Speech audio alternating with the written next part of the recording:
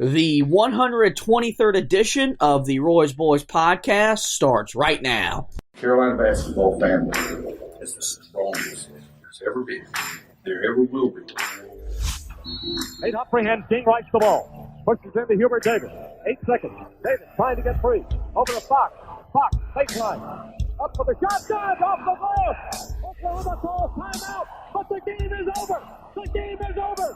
Carolina has upset number 1 Oklahoma. Been ready on his second attempt. That one is no good. They battle for it. Loose ball. Recovered Marvin. He scores. With 20 seconds left to play. Goes back to Michael Jordan. Jumper from out on the left. Good! 63, 62, 13, 12, 11. Georgetown with one timeout. Brent Brown looking. Oh, way to Worthy. 35. The Tar Heels are going to win the national championship. Carolina with foul. He takes the timeout. Technical foul. Technical foul. Brown gets it into Williams. Williams front court. Williams on the drive. Gets it back out the head. Long outside shot. Short rebound. It's over. Carolina has won the national championship. And how about the Tar Heels?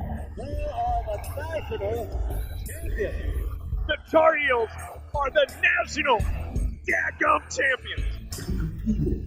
And that's what it takes in the big time games. You got to compete. Do it with your brain, and you got to do it with your heart too. And that's pretty doggone good. From QCBroadcasting.com, this is the Roy's Boys podcast with your host, Josh Marlowe. Hey everybody, welcome to another edition of the Roy's Boys podcast. We are powered by Carolina Electrical Services. Tonight we will look back at the 89-76 road loss to Duke. Me and Anthony have safely made the trip back from Chapel Hill. We were in town today to watch the game at a bar, have some fun, be there to maybe experience the ability to go on Franklin Street once again after beating our arch rivals from 8 miles away. Wasn't in the cards tonight. I think we knew kind of early when Justin Robinson banked in a three and then hit another three where it hit the side of the iron and fell in. It's going to be one of those nights. We knew it was going to be a challenge going into this building, this kind of environment for this team and winning. And I think that proved to be the case in a loss that the only thing that's frustrating about this loss is because who you lost to. I mean, we kind of discussed coming in that there was a lot of confidence for Carolina, and I think there rightfully should have been, but we also talked about the fact that, let's be real honest, this team had not played the best schools in the ACC over this 3-game stretch. Syracuse just really isn't playing great basketball right now. That was probably your best win in that stretch. I mean, Wake Forest have been playing a lot better, had 2 nice wins, but Wake Forest is still a team that outside of Brandon Childress is still struggling with the talent that they have. And then, of course, you have the win against NC State, a team that Carolina has owned, and I think the mindset played a lot in that. This game was, one of those games coming in that we thought we definitely had a shot in because of the rivalry.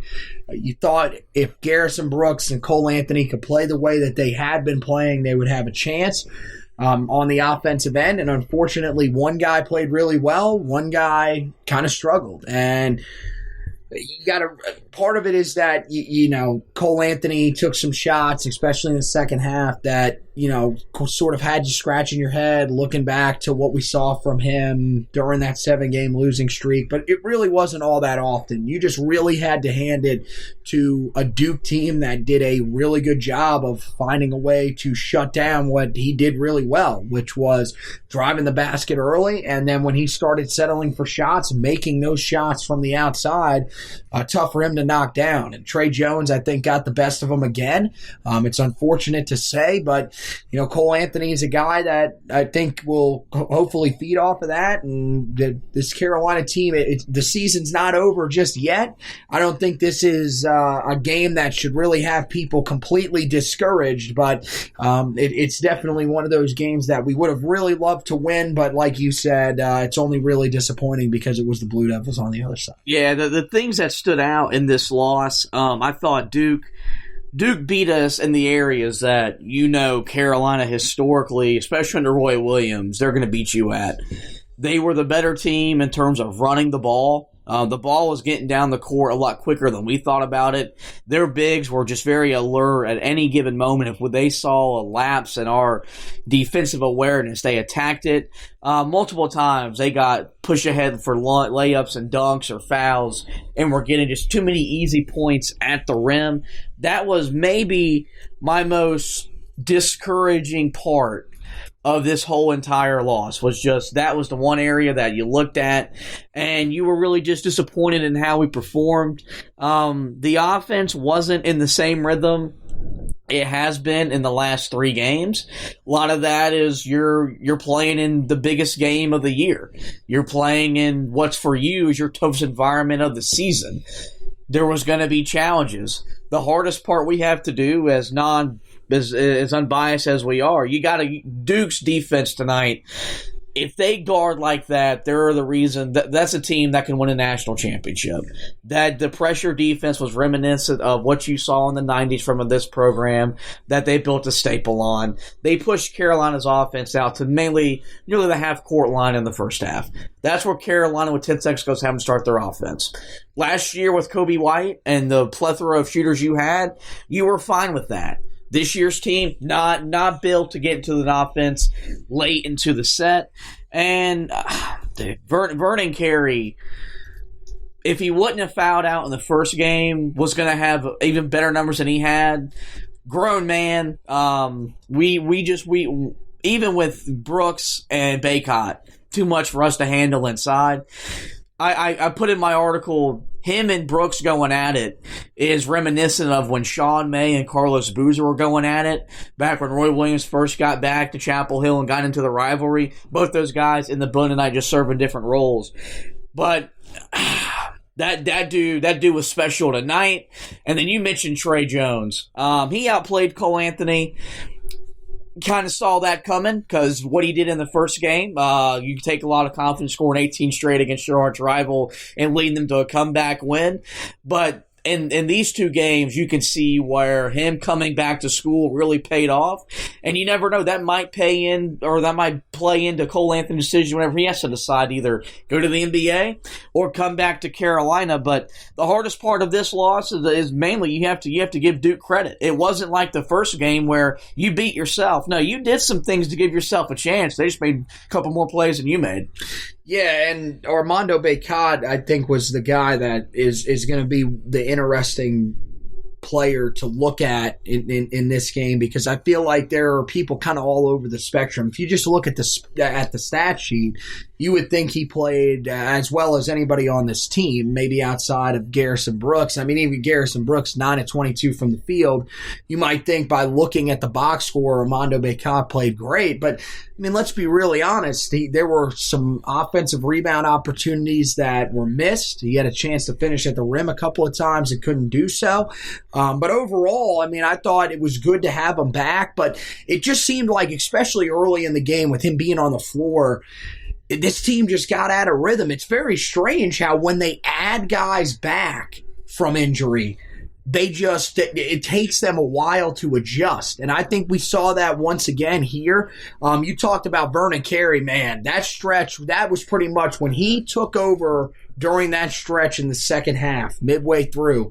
That was pretty much where you thought, okay, this game's probably going to get away from Carolina here because they just could not stop him. They had no answer for him. And on the offensive end, the shots just weren't falling. And, at halftime, one of the things that we were talking about, they just couldn't get those perimeter shots that in the last 3 games had been falling. Christian Keeling was 1 of 6 from the field tonight. You had Leaky Black, who really just struggled all night shooting the basketball, 3 of 10 from the field. And even Brandon Robinson, 4 of 8. But, it pretty much, I honestly, when he came back from the injury, that was pretty much what boosted his play because before that, he really wasn't hitting a ton of shots either.